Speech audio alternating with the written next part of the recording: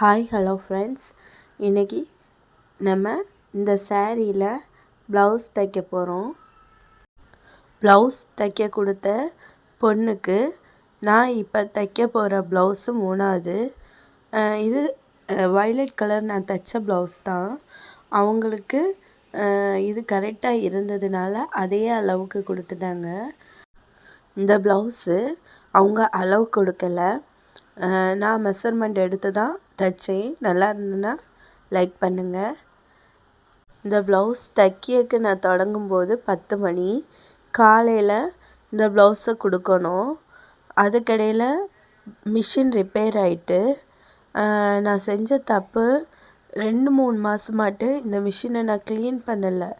ரொம்ப பிஸியாக இருந்ததுனால துணி தைக்க இருந்துகிட்டே இருந்துச்சு.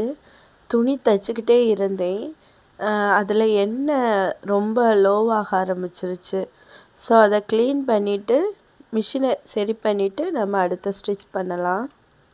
நம்ம ரொம்ப பிஸியாக இருக்கும்போது மிஷினை கவனிக்கலை அப்படின்னா மிஷினில் நிறைய பிரச்சனை வரும். எனக்கு ஆயில் கம்மியாயிட்டு, அது மட்டும் இல்லை அந்த ஆயிலை பார்த்திங்கன்னா ரொம்ப பிளாக் கலரில் ஆயிட்டு, அதனாலே எனக்கு நூல் அத்து போய்கிட்டே இருந்துச்சு.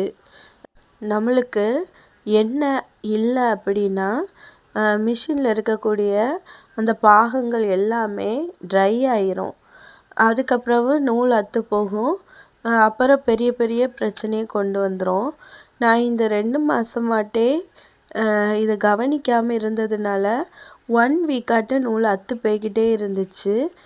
அந்த நூல் அக்கும்போது கூட நான் அதை கவனிக்காமல் பிஸியாக இருக்கேன், இன்னும் ஒரு நாள் போகட்டும்னு நான் அப்படியே விட்டுட்டேன்.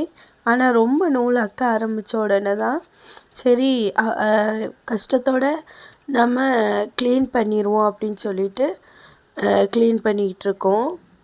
இந்த மாதிரி தப்பை நீங்கள் பண்ணாதீங்க.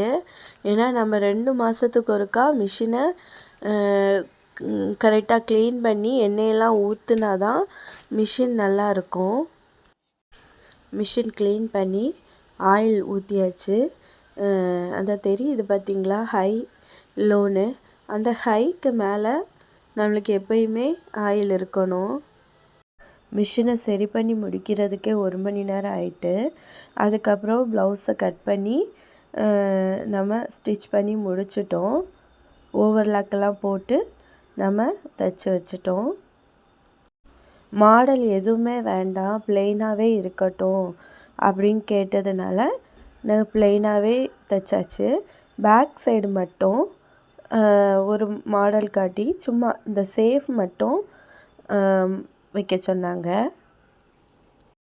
இந்த மாதிரி சேஃப் மட்டும்தான் தைச்சி கொடுத்தேன். சாரிக்கு ஃபால்ஸ் வைக்க சொன்னாங்க. சாரி ஃபால்ஸ் நம்ம தைச்சி முடிச்சிட்டோம். அப்புறம் சாரிக்கு கொஞ்சம் கட்டுறதுக்காக இடம் போட்டிருந்தாங்க. சில சாரியில் கொஞ்சம் கட்டியிருக்கோம்.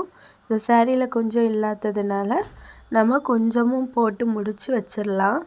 மார்னிங்கில் அவங்கக்கிட்ட கொடுக்கலாம். இந்த வீடியோ பிடிச்சிருந்துன்னா லைக் பண்ணுங்கள்.